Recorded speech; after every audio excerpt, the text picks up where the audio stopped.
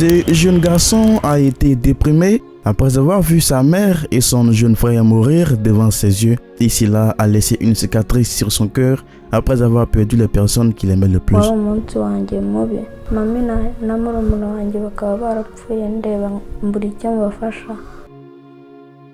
Le mari n'arrive toujours pas à croire comment sa femme et son fils sont morts le même jour. Pour lui, il a perdu une partie de lui.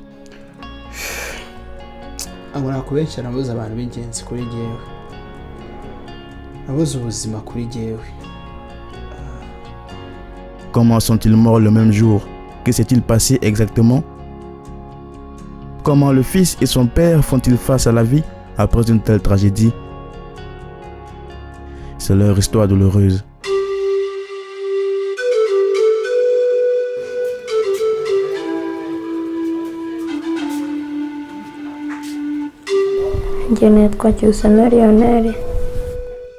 Lionel était là le même jour, mais il était trop jeune pour faire quoi que ce soit et il les a regardés mourir. Quelque chose qu'il n'oubliera jamais et qu'il a laissé sans frère et sans mère, rendant sa vie mentalement difficile.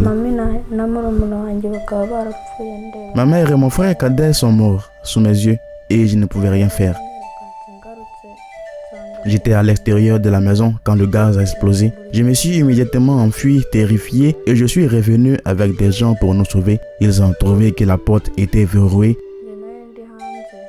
Mon frère cadet dormait dans la maison et quand ma mère allumait le gaz, il a accidentellement explosé et le pire de tout s'est produit. Pour lui, c'était son pire jour de tous les temps car il n'a jamais pensé qu'il perdrait à la fois son frère et sa mère.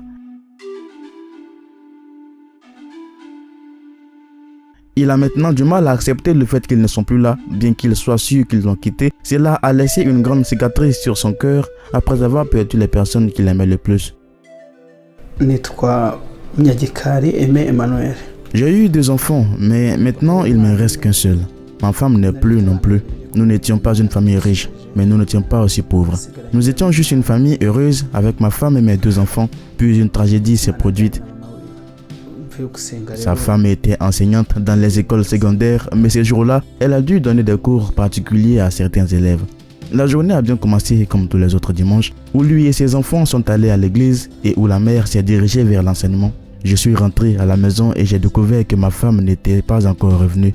Les enfants avaient fini de se laver et avaient faim, donc je les ai nourris. J'ai nourri mon garçon pour la dernière fois. Puis je me suis retourné au travail et ma femme m'a trouvé sur mon lieu de travail pour me demander comment connecter un téléphone et un PC. Je lui ai montré et elle est partie. C'est la dernière fois que je la verrai. L'homme a continué à faire son travail tandis que la mère est rentrée chez elle et a même payé les frais de scolarité du jeune garçon qui allait plus tard mourir avec elle dans la maison. Elle s'est alors rendue compte qu'elle n'avait pas payé la totalité du montant et a appelé son mari au téléphone pour lui faire savoir que les frais de scolarité n'étaient pas au complet. Qu'il lui a assuré que le lendemain, il paierait le montant restant. C'était la dernière fois qu'il parlait au téléphone.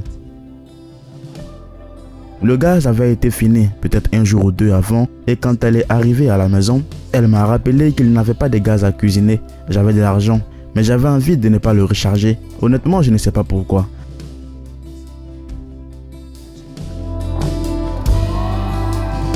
Mais après m'être souvenu que les enfants vont à l'école le lendemain et que l'utilisation du charbon de bois prendrait du temps, je lui ai dit où était l'argent.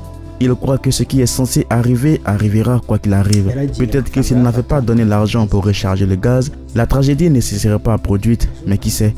Elle est allée recharger le gaz et est rentrée à la maison et m'a appelé pour me dire que le gaz était maintenant disponible, mais que le régulateur faisait du bruit. Alors je lui ai demandé si elle sentait du gaz dans la maison, mais elle m'a répondu que non. Je lui ai donc demandé de débrancher le gaz et je lui ai dit de m'attendre que je vienne le réparer. C'était la dernière fois que j'entendais sa voix.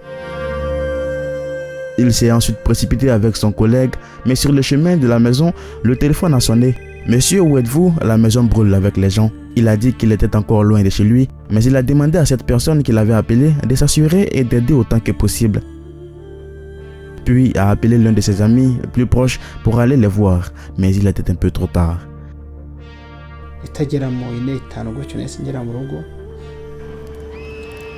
Je n'ai pas non plus pris beaucoup de temps car après environ 5 minutes, j'étais à la maison. J'ai immédiatement eu peur car j'ai trouvé près d'un millier de personnes rassemblées chez moi.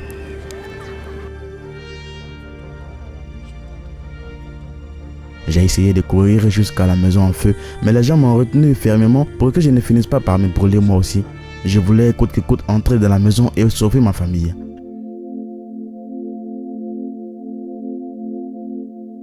La maison était en feu, mais ils m'ont enfermé dans la voiture. Les pompiers ont pris trop de temps avant d'arriver, mais ils sont arrivés et ont éteint le feu. Umushuti wanjye w'umuturanyi niwe waje kumbwira n'umuganga niwe wari wakoze inshingano zo kubavana mu nzu. Raje arahansanga arambwira ngo komera. Igihe cyo kuba umugabo ni iki kirageze. Il espérait qu'il serait peut-être grièvement blessé, puis il se rétablirait après un certain temps. Mais après 3 heures de brûlure dans la maison, un médecin qui était sur les lieux lui a dit qu'il était temps pour lui d'être un homme. Alors il a immédiatement compris ce qui s'était passé. Nous n'avons pas dormi cette nuit-là, car nous les avons amenés à la morgue tard dans la nuit. C'était un moment si difficile pour moi, et pour aggraver la chose, j'avais aussi de l'argent dans la maison qui a également été brûlé. Alors les frais d'enterrement est devenu un autre défi. Mais en tant qu'homme, il a dû chercher des solutions, mais il ne pouvait toujours pas le faire seul. Avec le soutien d'amis et membres de la famille, ils l'ont aidé et il a organisé la cérémonie d'inhumation le mardi suivant.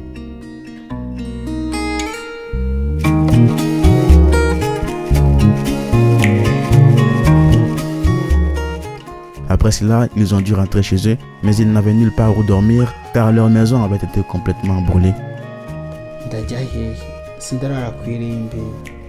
Demandais où j'irais. Est-ce que je vais dormir au cimetière?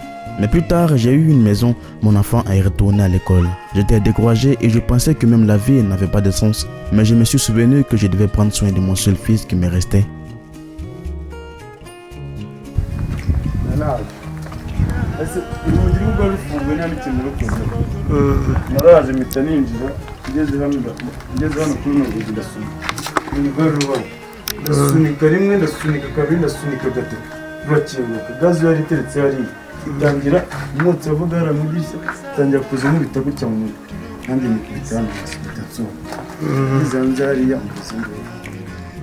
Emmanuel est le voisin et le témoin qui était là quand tout s'est passé.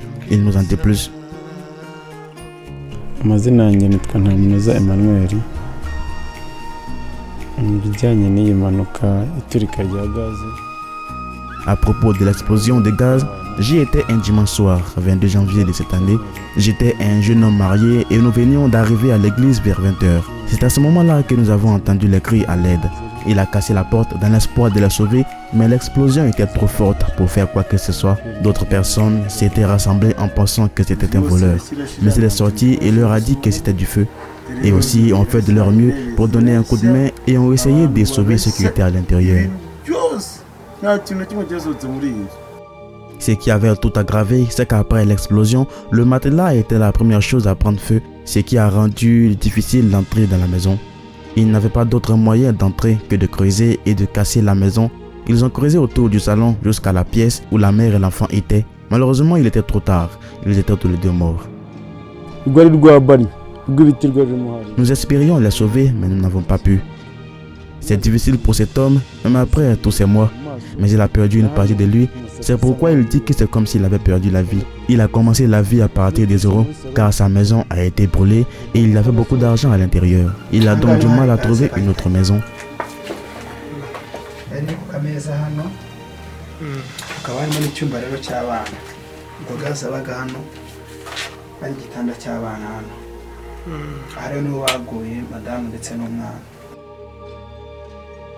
Il est ici pour demander du soutien à tout bon samaritain qui pourrait être prêt à les aider à survivre et à élever son enfant. Nous pouvons aider cet homme en contribuant sur givinglife.com.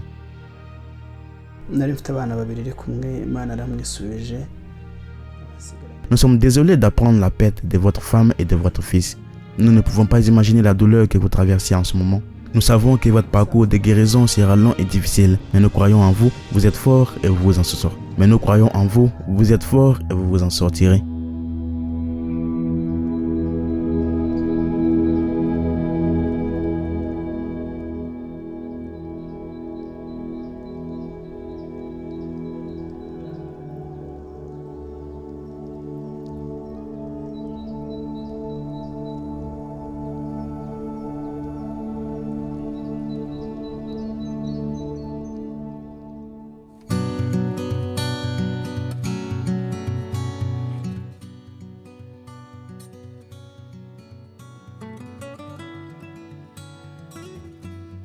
Merci d'avoir suivi cette vidéo. C'était Afrimax Français. N'oubliez pas de vous abonner.